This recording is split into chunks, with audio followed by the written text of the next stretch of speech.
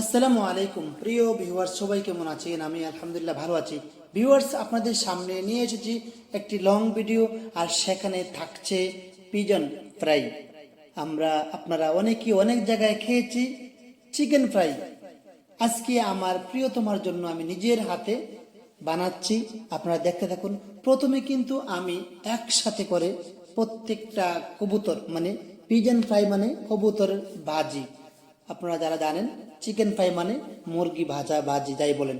তো আমি প্রথমে প্রত্যেকটা গরম মশলা প্রত্যেকটা আইটেম দিয়ে এগুলোকে আমি গরম পানিতে মানে চুলায় রেখে সিদ্ধ করেছি। হালকা সিদ্ধ করার পরে এগুলো কিন্তু একদম কচি ছিল বাচ্চাগুলো। তারপরে প্রত্যেকটা মশলা দেওয়ার পরে আমি আবার আলাদা একটা গুঁড়া মশলা একসাথে মিক্স করে সুন্দর করে হালকা পানি দিয়ে মিক্স করে আধা ঘন্টা পরিমাণ রেখে দিলাম ফ্রিজে। ফ্রিজ থেকে বের করে তারপরে আমি এখন এই দেখেন অলরেডি কবুতরগুলো আমি বাছতেছি, আপনারা দেখছেন। এখন এগুলোকে আমি যে পেঁয়াজ রসুন এগুলো কিন্তু আস্তে আস্তে দিয়েছিলাম। তো পেঁয়াজগুলোকে একটা পেঁয়াজকে 4 ভাগ করে দিয়েছিলাম আলহামদুলিল্লাহ।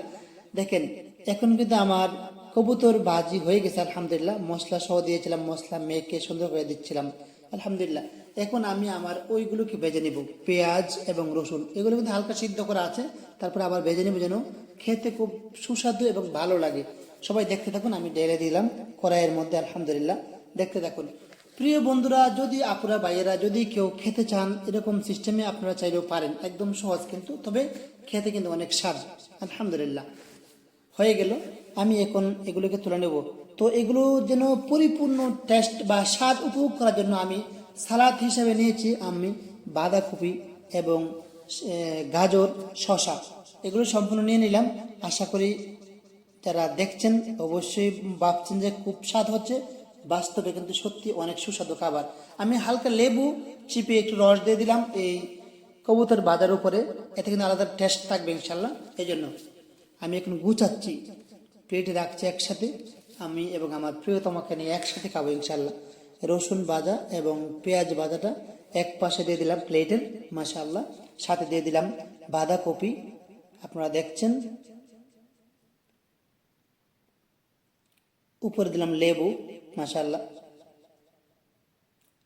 গাজর দিয়ে দিলাম, শসাগুলো দিয়ে দিলাম এক পাশে।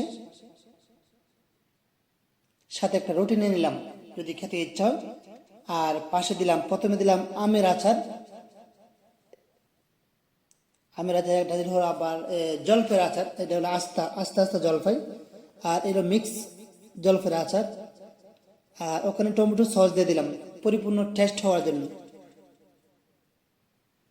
প্রিয় বন্ধুরা, সম্পূর্ণ ভিডিওটি দেখলেন, আশা করি কেমন হলো আর কার কার পছন্দ হয়েছে এরকমভাবে রান্না করতে তৈরি করতে একটি খাবার, অবশ্যই কমেন্ট বক্সে জানাবেন।